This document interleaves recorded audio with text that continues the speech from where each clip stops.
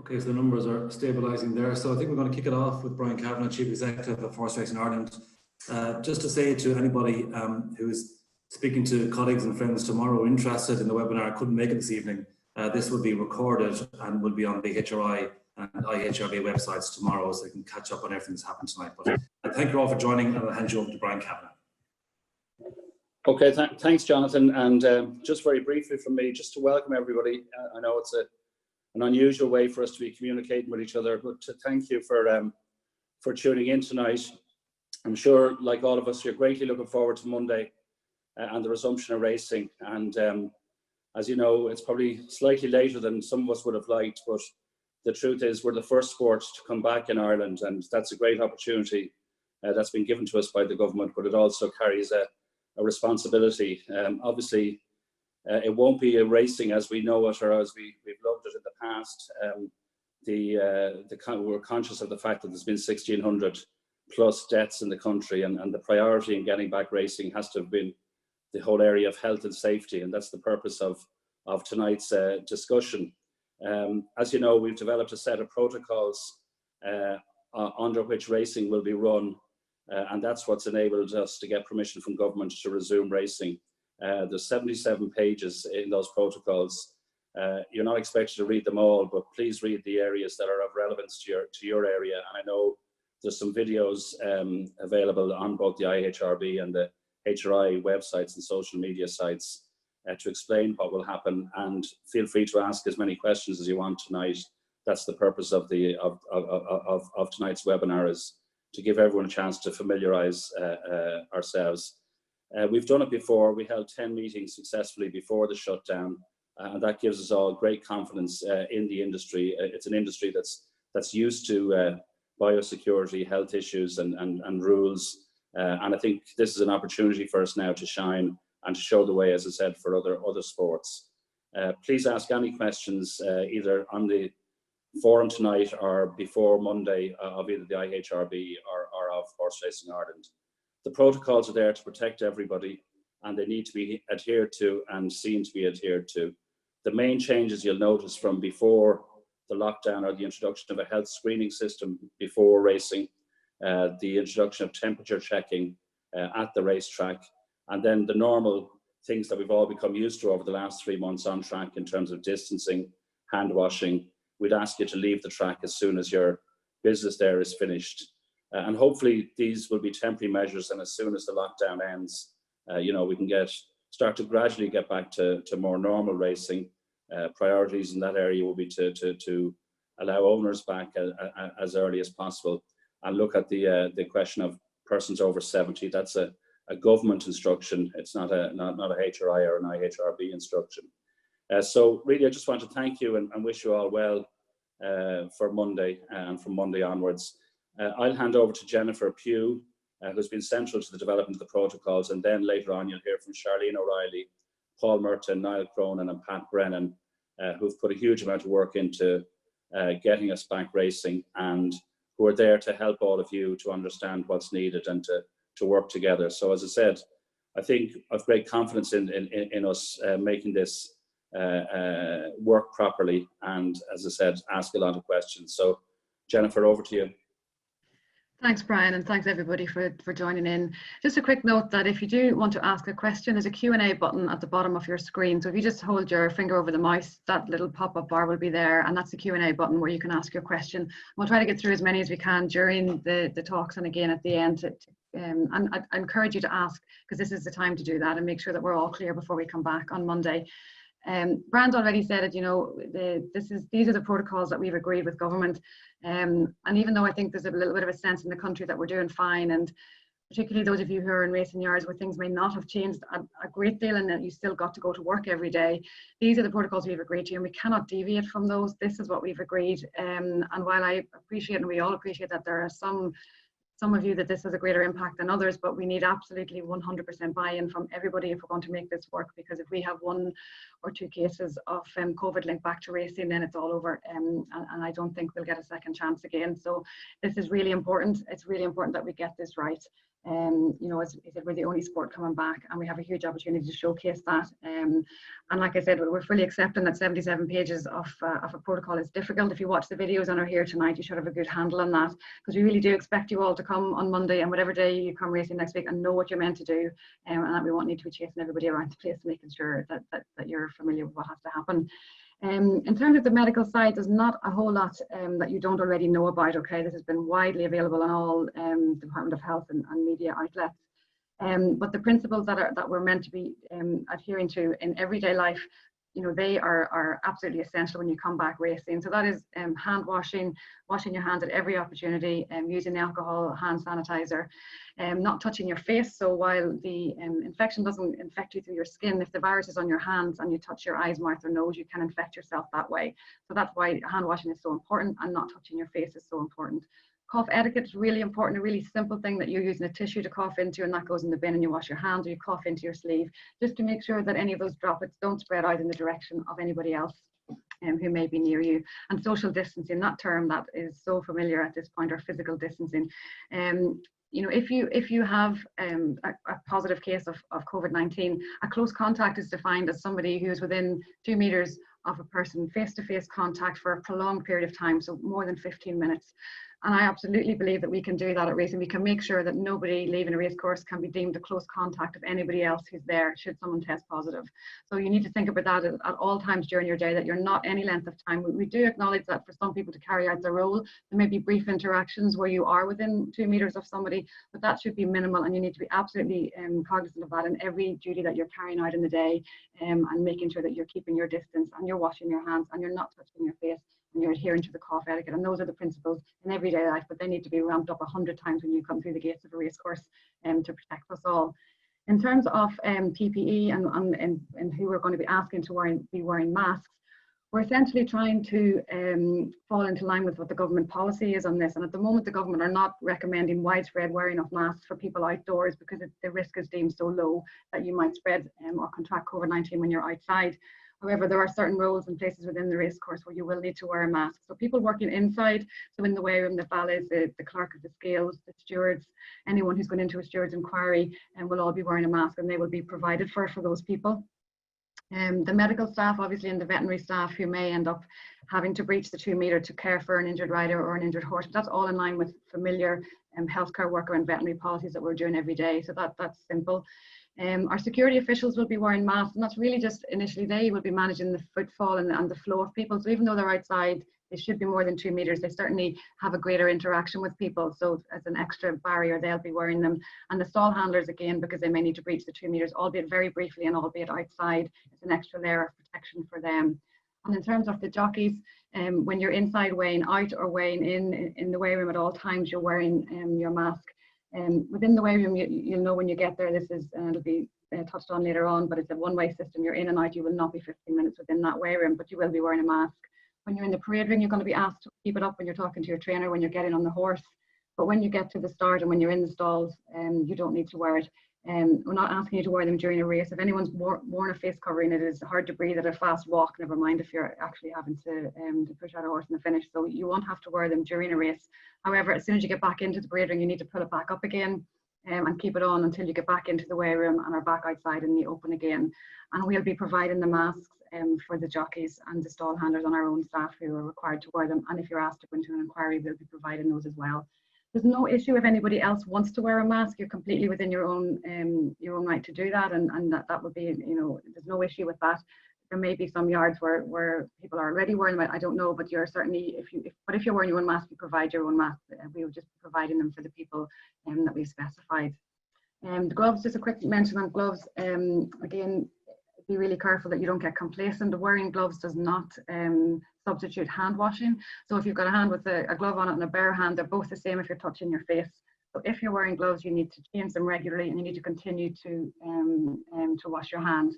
And that's really where there's lots of different opinions worldwide on the wearing of masks and the wearing of gloves, and why there's no worldwide consensus, because there are some fears that people get very complacent when they're wearing PPE, and that they don't, you know, they think they're fully protected, whereas you're not. And the issue with wearing a mask as well is that people have a tendency to be constantly fixing it, and therefore you're much more inclined to be touching your face more often. So if you are wearing a mask, you need to be really aware of that, of the need to wash your hands and the need to not face. Anyway, the reason we're getting back really is the uniqueness of our sport, that we're non-contact. We can keep the numbers low at a racecourse. The essential people only will be there, and we can keep everybody doing their job 2 meters apart. But that relies on you making sure that that's what you're going to do in the day, and to not get complacent with that. Moving on to the health screening side of things, again, this is part of the commitment we've given to government to get back. And any of you who are involved in any jobs outside of racing, you will see that this is part of the return to work for all offices, all construction, all industries. Everyone is doing this to some degree or another. And our main aim is to try and make sure that we have you all screened in advance of the meetings, that we're not having to do it at the gate, basically, that we're not having to stop you there to ask questions and create queues and delays on entry. So this will all be done in advance as a pre-clearance. And the aim of it really is to make sure that we're bringing back a healthy population to the racecourse. So if there is an outbreak or if people do get infected, they're young, healthy people who will be fine. And second of all, that we're making sure that we're, as much as possible, mitigating the chance that somebody might come into the races who has COVID or who has had a close contact with COVID, or who might have symptoms. On that point, if you are unwell, it is absolutely imperative that you do not come racing, okay? So if you wake up that morning with a fever or a cough, you know, if you're riding the favourite in the derby that day, you need to think about whether you should be coming racing or not, because in my opinion, this is bigger than one person. So, you know, if you come to the races and you have COVID and you spread it to everybody, like I said, 2 cases and we'll be closed. So please really bear in mind that if you are unwell, I really urge you not to come racing, okay? You can speak to me, you can speak to your GP, you know, we can refer for testing, we can do whatever we need to do to make sure you get back quickly, but I would urge that you don't come on the day. And if you do happen to become unwell at the races, you need to leave, okay? You go straight to your car and you call your GP or you call me. You don't hang around for the day waiting on a lift home or waiting on somebody to get you out of there. You leave the races straight away. If you feel you're not well enough to travel home, if you become very unwell at the races, you'll be guided or directed to the isolation room, and there one of our medics will look after you with full PPE. But this is your responsibility, okay? We can do so much. We can do all of these things to keep them in place to keep everybody healthy. But it's up to you. If you or your staff or somebody is not unwell, please stay away. In terms of the health screening, basically the registration process involves quite a longer questionnaire. It's 15 questions, and basically it's where we gather background information on your health status, your risk of COVID, any work that you might undertake that would put you at a higher risk, any contacts you may have had, any travel exposure, and this is the way, I suppose, to make sure we bring back healthy people. Within those questions, they've been widely available and they've been sent to many of you already. And if you haven't seen them, you know, make sure you do get a look at them before Saturday so that there's no surprises on that. And many of you have already been in touch with me and we've gone through, because a yes answer doesn't mean that you can't come racing. It just means that we need some clarification. So I might need some more detail, or I might need to give you some extra advice to make sure that you're safe at the races. So if you do answer yes, I'd encourage you, if you haven't already, that you give me a shout tomorrow, just that we can kind of pre-clear that in advance of registration on Saturday. This is what's, as I say, the really important thing, that we gather that baseline data that we can prove we're bringing back a healthy population of people. And then thereafter, you'll be asked to fill it out every day before you come racing. And this is much more simple. It's 4 questions. It's just bang, bang, bang, bang. And it's basically, have you symptoms? Have you contacts? Have you traveled? Are you adhering to social distancing outside of the races? So that's really quick. So once you get registered, the system is simple and easy. You just log in. You've already got your username and password, and it's very straightforward. Once you have clearance from me, you get a barcode, and that's the barcode you need to bring to the races, and that's what gets you access. If for whatever reason, you know, you're not getting access that day, you will be called by me that night before, so you shouldn't be turning up to the races to be turned away if you're a red pass, if you've raised concerns. So you will get a call from me if you're answering yes to any of the subsequent questionnaires. So the system will be operational on Saturday for racing on Monday. So it's 2 days before your first meeting. The reason being that it's a longer questionnaire and I need time to go through those responses and make sure that you're cleared to come. So when you register, you'll get your clearance for your first meeting. So everybody coming to NACE on Monday will need to do this on Saturday. Your answers will be submitted to me and you'll get your barcode between the time that you do it on Saturday and racing on Monday. Once you've got that available, that gets you into your first meeting. But if you're racing again on Tuesday, you need to fill out the daily questionnaire on the Monday. So you need to really get into the habit, I think, of probably if you're a jockey and the potential is that you're going to be racing every day, just fill out the questionnaire every day. Set it with the alarm on your phone when you get up in the morning and just fill it out there and then you're done for the next day in case you get a spare ride or something comes up. And the same with your staff, your stable staff or your racecourse staff. I would encourage you to register as many as you think you might need, and take into account that someone might turn in that morning unwell or get a fall in the gallops, or for whatever reason not be able to go racing that day. So there's no problem with oversubscribing to the screening system. Maybe have a panel of people who you think will be going racing for the week, and make them, again, if you're racing on a regular basis, that you do it every day, and you have your panel of staff doing it every day, so you don't get caught short on a morning. And if you're racing less frequently, again, just be aware that, you know, at 48-hour declarations for the day you're having your first runners, that's the day, 2 days before your first meeting, that you need to get your staff registered for, and then every day thereafter, to make sure that everybody has access. Once the system's up and running, I think it'll become very easy, and you know, there will be a reminder system coming out from us. You'll get regular reminders to do that, but I would encourage you as well to set your own reminder system, have a backup to make sure that you have it, because if you haven't done your pre-screening, you will not get access to the racecourse, regardless of what your role is on the day. So just make sure that you have a system in place for that. So like that, you log in, you have a username, which is your email address, and your password. You give your contact details, that's how we know who you are and if we need to contact you for contact tracing purposes. You fill out your questionnaire, and then you'll get your barcode. I suppose another point is make sure that if you don't have access to a smartphone, that you have access to a printer. So if any of your staff don't have a smartphone, or you don't have a smartphone, make sure you're using an email address that barcode will be sent to, that you can then print it off. And there's no problem with that. You can print it off, you can screenshot it on your phone, you can look it up in the web app on the day, just to make sure that you have a very robust way of getting access to that barcode. And like I said, I think it'll probably become a lot easier once you've done the process once, and once you're into the system, 2 days before your first meeting, and then every day before your subsequent meetings. So I don't know if you want to take some questions now. Maybe we'll pass on to Charlene to go through the check-in system, and then we can wrap all those questions into one. That might make more sense. Thanks, Jennifer.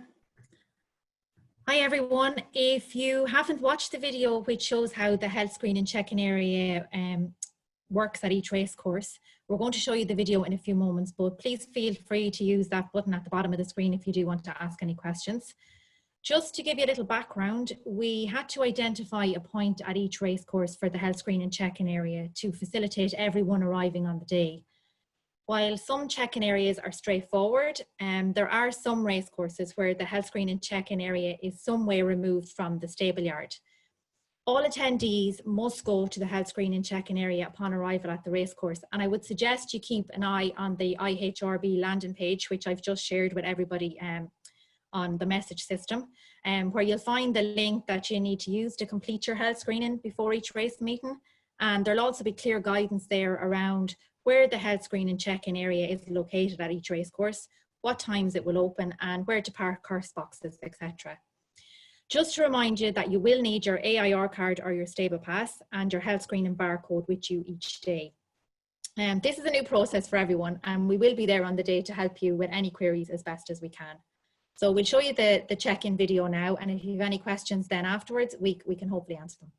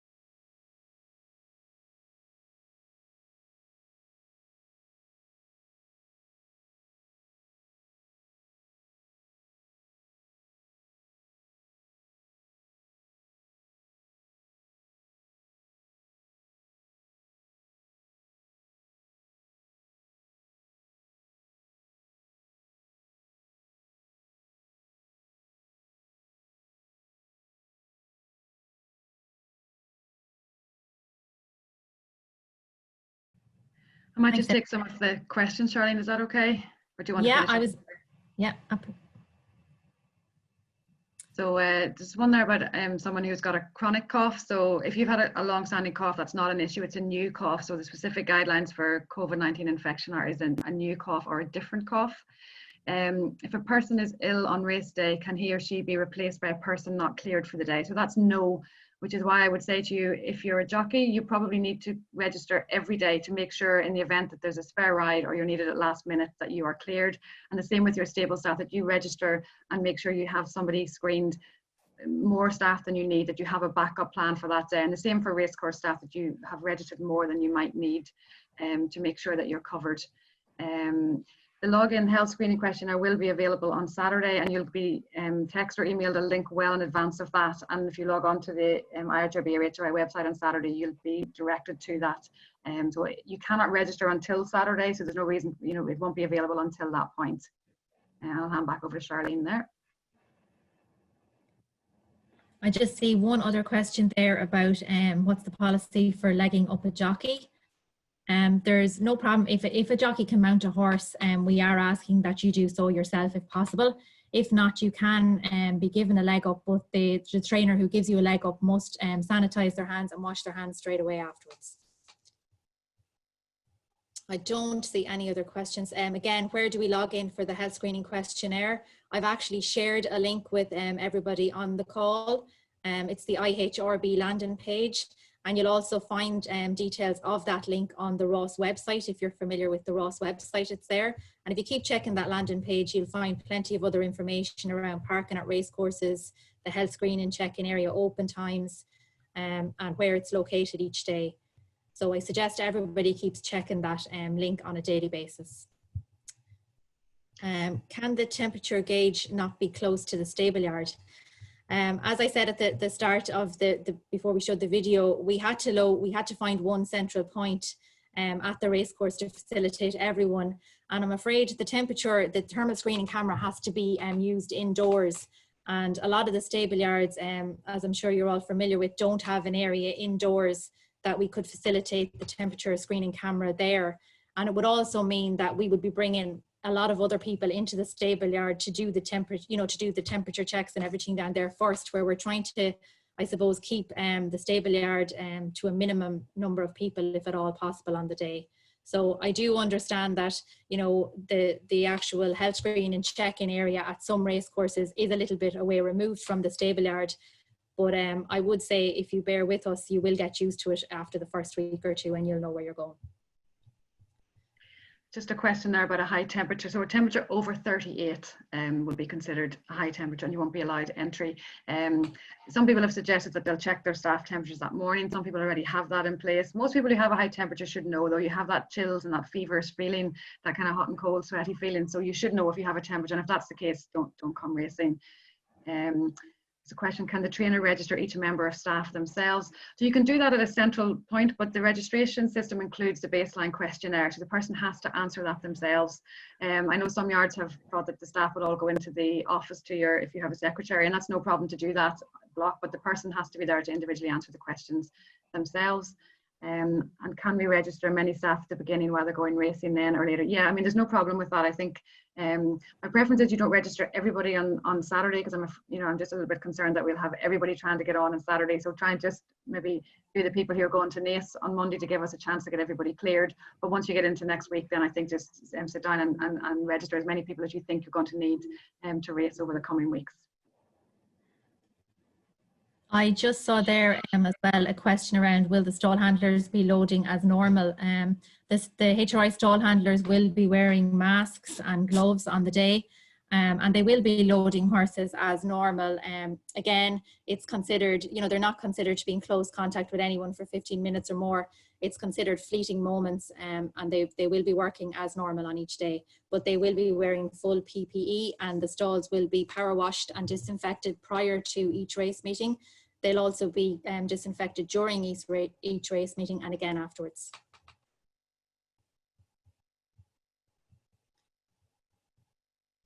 I see another question there that says the check-in at Leopardstown is far too far away for horses standing on the horse box waiting. I have had a few calls about that this week, and I do understand what you're saying, but what I would suggest, and what a lot of yards actually felt was a good idea, was maybe if you've two people together in the horse box, that one, you know, actually comes into the health screen and check-in area, and we will facilitate that person first, and if they want, then they can go on to the stable yard with the horse, and the second person then can come in through the race course and go on to the stable yard that way then, if that's any help. As I said, there is only a couple of race courses where the health screen and check-in area is located a little bit away from the health screen and check-in area, but unfortunately it's just the layout of the race courses, and as I said, we have to have the thermal screening cameras indoors to facilitate them working properly.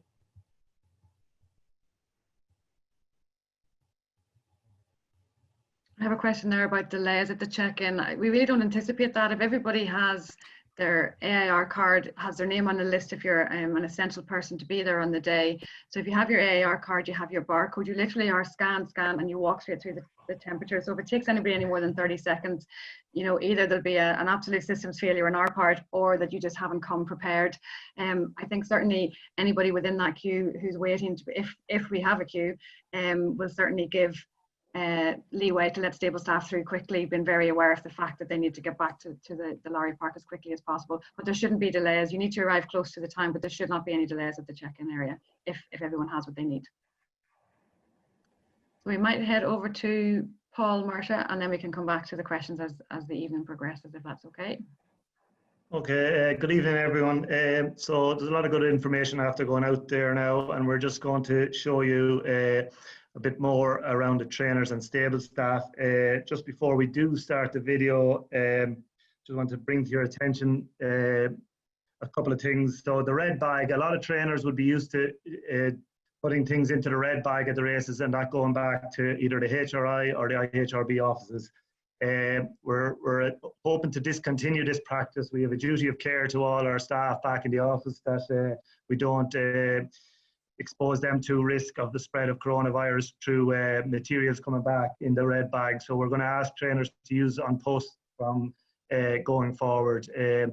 Look, if there's something very urgent that you have, that you need to get into the office very quickly, we'll be there on the day, the first month, while everyone's getting used to this. I'll be there, other people will be there, and liaise with one of us, and we'll sort something out. But we need you to try and, everyone's going to have to adapt to this new system, no more than the health screening, no more than a lot of other changes that are happening around the race course, and this is one of them that I just need you to be aware of. The red bag is we're going to discontinue it. And just a little word on race order. So obviously you will be aware now RTE have got involved, and they're going to increase the exposure of our sport, which is very good, and hopefully we'll be able to capitalize on that as an industry and show what we can do to a wider audience. But that has maybe resulted with some race orders being changed around. So just when you do go to the races in the next few weeks, and particularly the bigger meetings, there might be a race order that you're kind of scratching your head as to why it's in such a way, but it's in such a way so that we're showing our best races to the widest possible audience. So just bear that in mind, if you would. So I think maybe we'll just show the video, and as we're showing the video, I'll be looking at the questions, and we'll start answering some questions.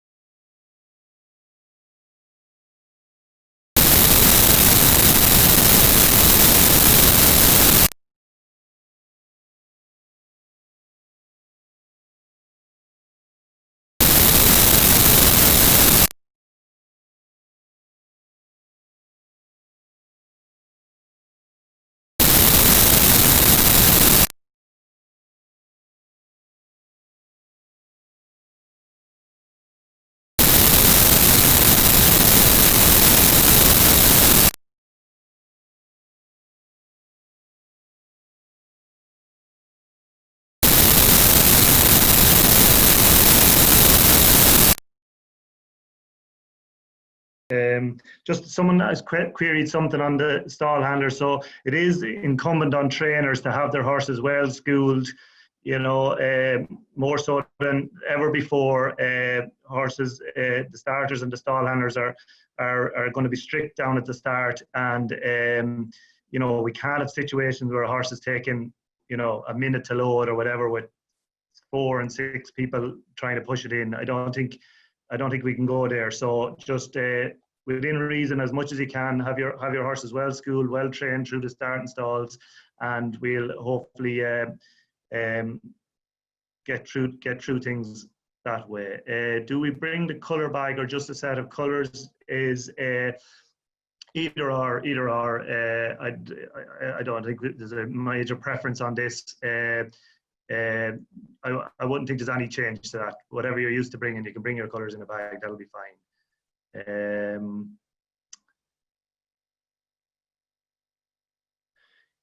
Can a trainer load their own? No. So stall handlers will they're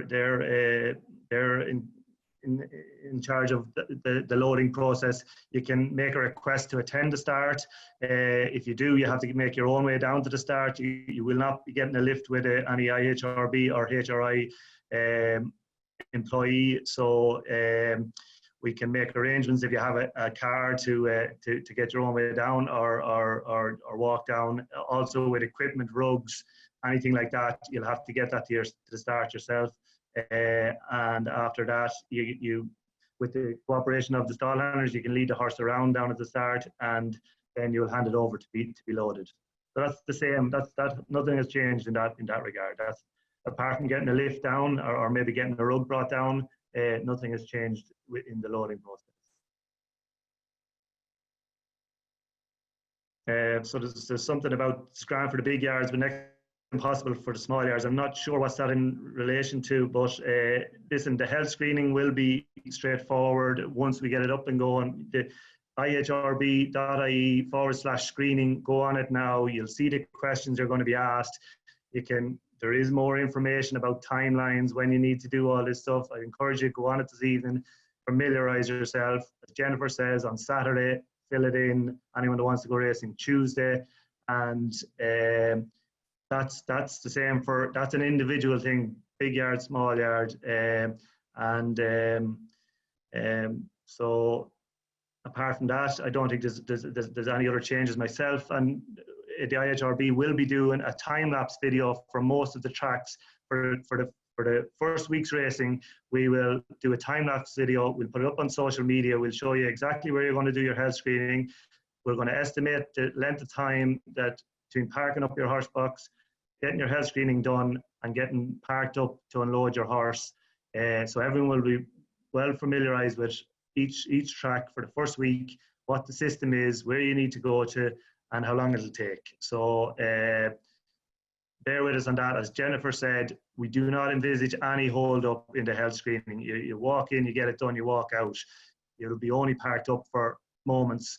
I think people need to, if you have concerns, you know, you need to, for the first few weeks while everyone's getting used to the system, you know, have a plan B. If you know, if maybe the trainer can meet if the trainer isn't traveling with the horse, maybe he can travel by car and meet the horse box there and be around when the grooms are getting the health screening done and things like that. So just work with us. We think it'll work well. We're confident it'll work well, and just bear with us, and it will work. We'll get through it all together. So Tracy Collins, just if you have a difficult horse to saddle, yeah, listen, we're all the processes are new, Tracy. We're going to work with each other. We're obviously going to try and stick to time, but you know, everyone will be given time. We're all in this together to showcase the sport as good as we can. We will be keen to try and keep things moving and get races off on time. But that hasn't changed. That's the old system. That'll be the new system. So we don't envisage that there'll be much delays. There's no one on site. There's only yourselves and the riders. We think riders will be weighed in quickly, and you'll have your saddle quickly, and you'll have ample time to saddle it, no matter how big the track is. So colour bag, I've done the colour bag. Do you have a colour bag for each individual? No, listen, the colours, whatever system you had for colours before, just continue with the system. There'll be no change in that regard. That's how we envisage it starting. Maybe over time we'll change that, but no, at the moment, whatever your system was for the colours heretofore.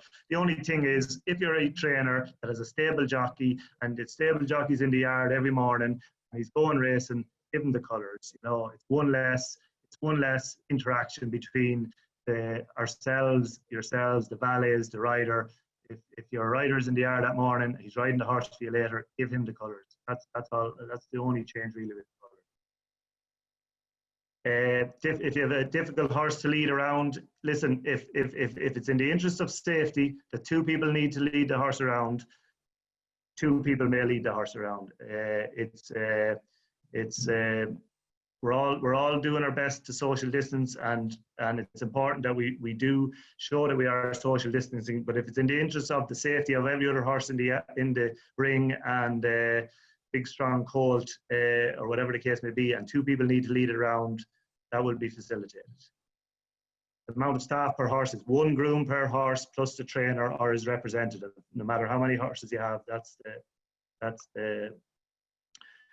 the situation. 1 groom plus the trainer or his representative.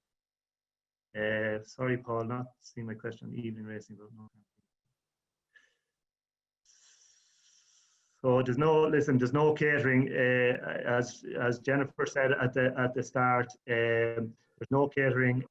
We had to get these protocols past government to allow us to go past racing and minimise the amount of risk of transmission of coronavirus. And one of the things was catering could be seen as a risk. So there is no catering, and that's for the first days, at least the next few weeks, there will be no catering. If the government relax things, then we'll be reviewing all our protocols in line with government guidance. But for the moment, that's just the situation, I'm afraid.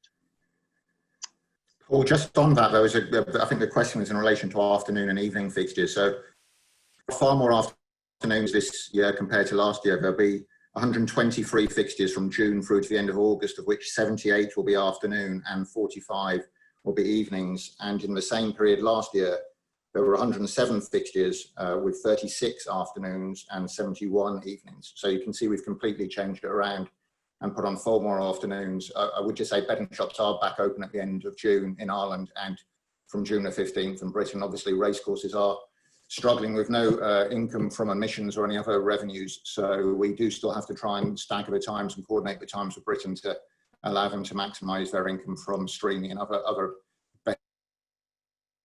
betting revenue from that perspective. So that's just to answer the question about afternoons and evenings. So I think we kick on to riders, but just before we do, if you have only 1 runner and it's difficult, can you bring 2 grooms? No, it can only be the trainer or his representative and a groom. So if that's the sum of total of 2 people, whether they're 2 grooms or a trainer and a groom, it can only be 2 people. That's just the situation there is, and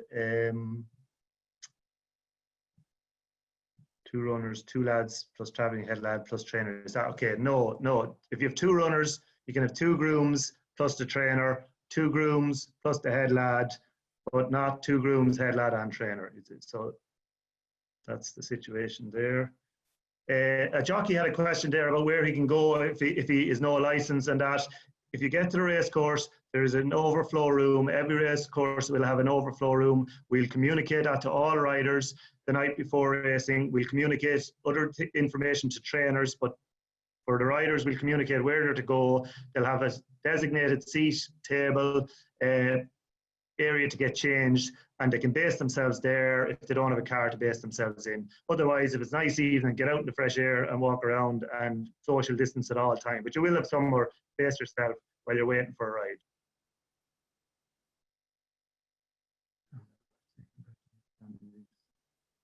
Can one person unload and walk the horse around the horse box? They can, they just can't go into the stable yard. Yeah, by all means, no problem.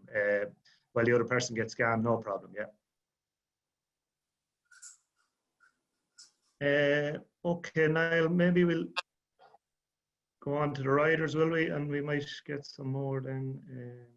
Any place for stable staff to sit throughout the day. Listen, the canteen will not be open. All the stands, I think all the race courses have been told to open all the facilities to allow people social distancing. So there will be areas for you to sit throughout the race course throughout the day. That's no problem. And can a 70-year-old box driver drive the race but not enter the race course? I think that's probably okay. Like, the only restriction is on going into the race course, either into the stable yard, into the enclosure, or onto the racing surface, into the middle of the track. But if you want to, if you're a 70-year-old box driver, you can drive, and you'll just have to wait in the car park. That's it. Is there any way we can get horses out? So some questions there. Maybe I just need to consider them. I'm just not sure what the question is. So maybe Niall, we'll start the riders thing, and just on the riders one, we're all riders. Like I said earlier, you'll have somewhere to base yourself. We're encouraging you to use your car. The weigh room will only be used to weigh in and weigh out, and get out of there. Really, you know, you have the valets are in there, and that's their workspace, and you know, we have to be conscious of them, conscious of the other people in the weigh room. So you will need to get to the parade ring. On average, you'll be going down to the start. Depending on the start, you'll be going down about 8 minutes before the time of the race. So I think, give or take 10 minutes before the race, you need to be in the parade ring. We will make an announcement that you should attend the parade ring. But listen, riders, we need your cooperation on here. We've said it earlier, RTE, exposure, you know, we need things to go off on time. It's not like the old system where we could gather you all together and get you out at once. You're going to be coming from different areas. So, you know, this is on you to cooperate and do your best and be in the parade ring for the bell to be rung, and no delays. So I think with that, we'll play the video now.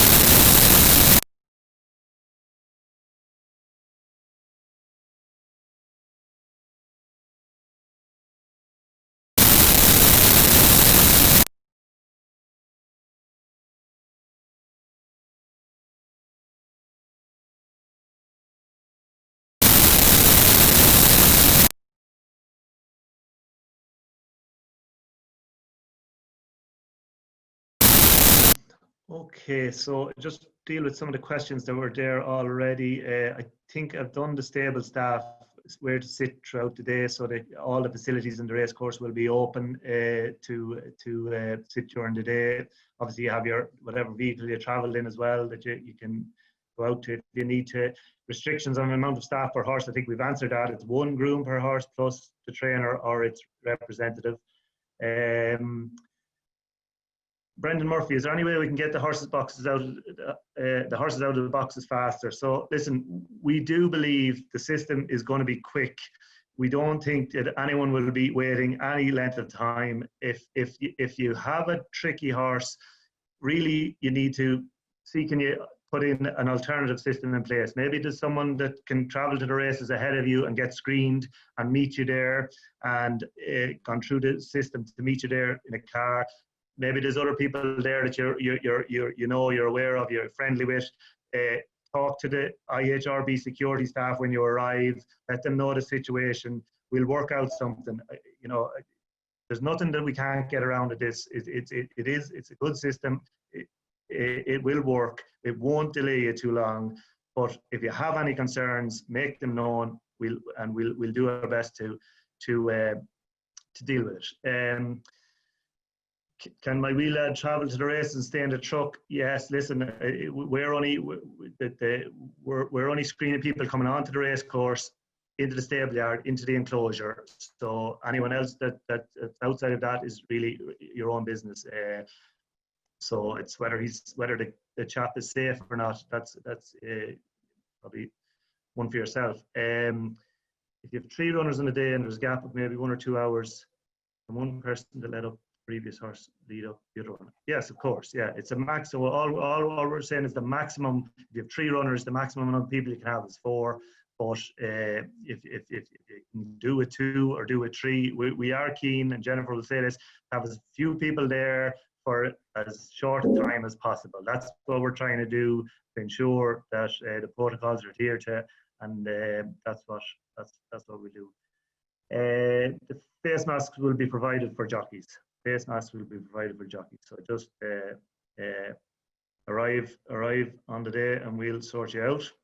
I think if there's no further questions, then I'm going to hand over to Pat Brennan, who's the Racing Services Manager in HRI, and he's just going to talk a bit about starting stalls.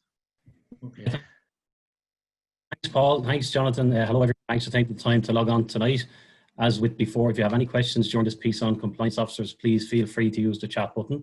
For those of you who don't know me, my name is Pat Brennan and I'm the Racing Services Manager for Horse Racing Ireland. And alongside Charlene O'Reilly and Darren Lawler, I'll be filling the role of Compliance Officer on a race day. I read somewhere recently that compliance officers will have the cushiest job of all on a race day because everyone will be on their best behaviour. And while we all hope that's the case, there's much more to the role than just ensuring everyone keeps 2 meters apart. Racecourses have been working very hard behind the scenes to ensure that all of the requirements have been met with regards to signage, parking, and hygiene, as well as all of the protocols for race day attendees and their separate areas. Our primary role is to ensure that each of the protocols is in place on the day. There's a checklist of almost 40 separate items to be satisfied before we even open the check-in area. We'll also assist with the temperature checking area, and when the race day begins, we will promote good hygiene, ensure safe social distancing is being practiced, and make certain that all PPE is being worn where required. As Jennifer said earlier on, we have made a commitment to government and to the industry with these protocols, and it's vital to carry it out rigorously. The racecourse is a new workplace for everyone from next Monday, and we're very cognizant of that, and we'll be on hand to help familiarise everyone and answer any questions you might have. So if there's any questions, we'll answer them now. Otherwise, I'll hand you back to Jennifer. Thanks, Pat. I suppose just to start wrapping up, I think you just need to, I suppose, don't get too panicky about the health check-in and the horse boxes and stuff. The reason we're doing this in advance, the reason we're setting up the IT system is that this process will be quick. So we're not bringing you to the races and making you stop and join a queue and ask you for questions and your contact number and everything. We're trying to make it as efficient as possible. And in effect, when you get to the lorry car park, you shouldn't be any longer than you'd be at the set of traffic lights in the way until every time to get through that health screening. And I think you just have to be prepared when you're coming, more so than ever, that if you have other staff, if you've got got a lot of runners, you will have staff traveling separately anyway. Just make sure they're there in advance so that they can take over the horses when they arrive. If you've one horse, you know, that your trainer is there to stay in the box, if there are other staff around, I'm quite sure under these circumstances everyone will be more than happy and willing to help each other out until we get through this. So I don't expect it to be an issue, and if it is in certain tracks and it turns out after the first meeting that the check-in area is not in a suitable place and it's really not working, we can look at that, but just try and stick with it, try and keep positive, help each other out. I really don't see it as being a huge issue. You'll be in and out of the check-in quickly and back to the stable yard. Just on the note about catering, it is really difficult, I know, to bring staff racing and to come for long days if you've been in the yard that morning. I think really the onus is on trainers and the stable staff again to be prepared with this. You know, we've long gone past the stage of how many of you even own a flask and a lunchbox, but we need to go back to that and go back to basic. It's not overcomplicated. Or make sure your staff have a chance to stop at one of the garages on the way. Just don't leave your staff coming to the races without food. And like that, along with many of the other things, it'll be one of the priorities when we get through the first phase, along with the over 70s, along with trying to relax anything that we can in terms of the health screening.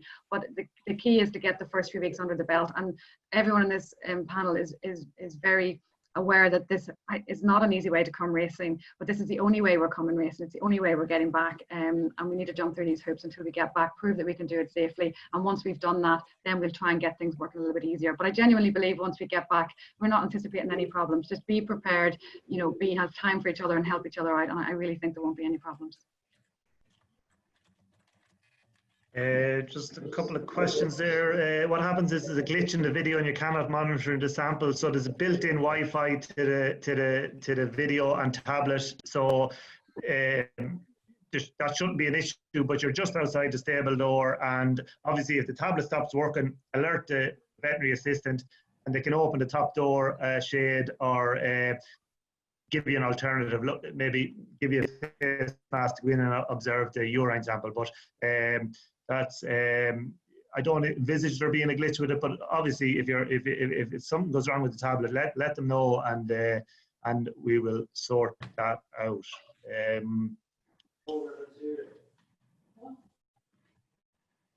So the face mask provided for jockeys, we've done that. Face masks will be provided for jockey. In regards to big horse boxes, so we went back to the Irish Trainers Association and the Stable Staff Association, and for those big boxes we're saying no more than 2 people in the front, a driver and a passenger, no more than 2 people in the big compartment, travelling compartment in the back. That's where we're going to start with that and see how it goes. Look, obviously this is as much to do with your staff's health as anything else. You know, these are our recommendations, but you have obligations to your staff, and if one was to get ill and the second person is in that space, maybe the second person becomes a close contact, maybe you know, so we're trying to reduce the risk of that happening. And so that's what we're saying for those big horse boxes, 2 in the front, 2 in the travelling compartment. That's our recommendation. Will the handlers holding the horses for sampling equine health? Yeah, all equine health protocols will be in place. Gloves, disinfectant between horses, between sampling. That's always been in place, and that will continue. And is there a 5-meter rule per horse boxes? I'm not just sure what that's. I'm not sure what Evan means by that question. There's no rule. Basically, there's no rule about horse boxes. You will be parked.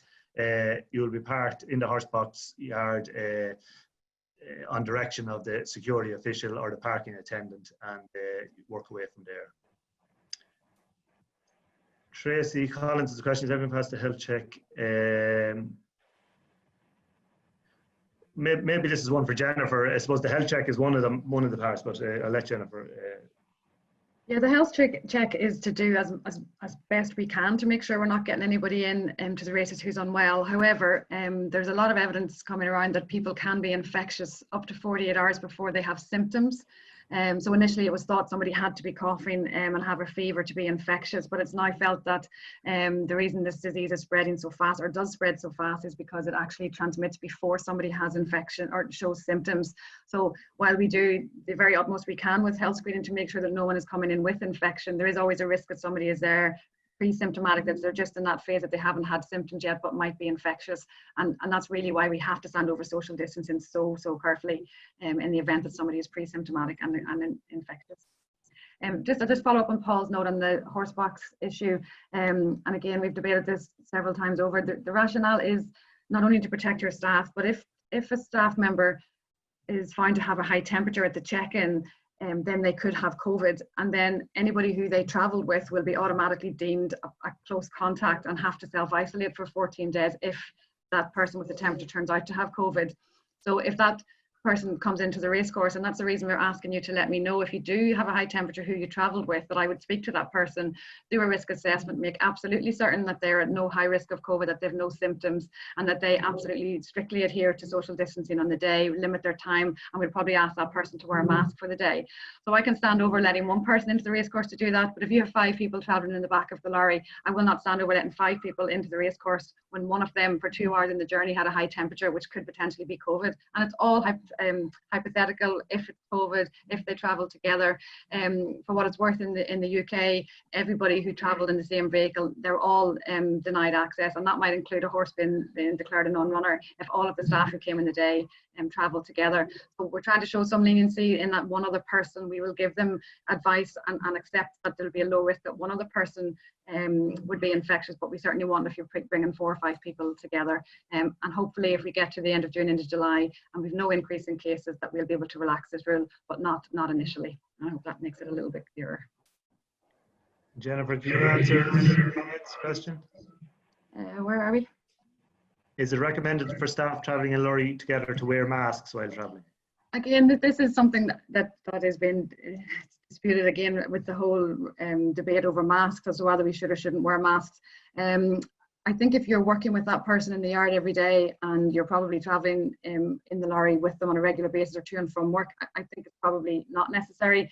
If you're traveling with someone that you never spend time with, then there is a recommendation there, but it's only a recommendation from government. There's no mandatory wearing of masks when traveling in a vehicle with someone, but you're welcome to do so again.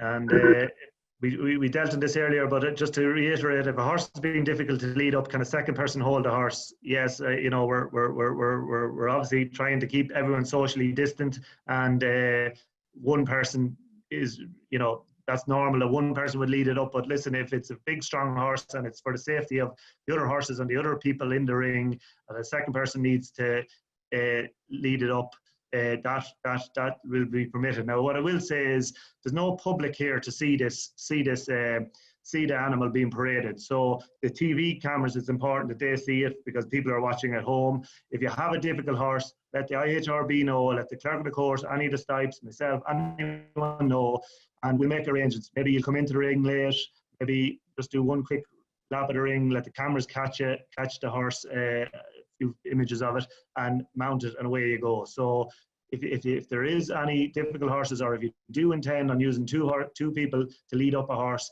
let us know and we can make arrangements that it's done as smoothly as possible. We don't want the wrong images going out on TV. You know, we want to, people will be looking at racing for the first time and the focus will be on us, so it's important that we do our bit. So, but look, obviously, everyone's health and safety comes first, and we're all about that. So, just let us know, is what I'm saying. Just one question there about if you have a raised temperature, if you're coming with hay fever or something. So if your temperature is high on the first count, you're allowed to go back out and to give 15-20 minutes and come back in again. People can have a raised temperature and not have COVID. We accept that. The level is set at 38. So really low grade temperatures between 37.5 and 38. Really, that might be associated with hay fever, but hay fever shouldn't get above the 38, so that's why the threshold is set at 38. And if you do have a high temperature the first time, you can go out, you can take a cold drink, you can you know, cool down if you've been very hot in the car, and then you'll get a chance to come back again, and hopefully you'll be fine at that stage. So just the horse truck again, Brendan Murphy, one driver and one groom in the cab. No more than that. And if it's one of the big lorries with a big traveling compartment in the back, no more than 2 people in the back. So and now that is a dedicated traveling compartment for grooms. You know, that's on the bigger lorries that you would have. Okay, everyone, is that I see all the questions are answered, and I think I'd just like to thank all the speakers tonight for everything they've put into it. As you can see, it's an open situation. Any question, there's been loads of really good practical questions here, all answered. Anything that you want further questions about, or you have further questions about, contact the IHRB, contact HRI over the coming days. We're here to help. We're all in this together. As I said at the start, you know, racing has got an opportunity now, and we need to make the most of it, and we need to make sure that people are safe and people that it's run off in a proper manner. You know, there's going to be teething problems. We're here, as I said, everyone's here to help. But on your behalf, I'd like to thank the speakers, and on their behalf, I'd like to thank you for tuning in tonight. And as I said, hopefully roll on Monday and we can get back racing again. So thank you.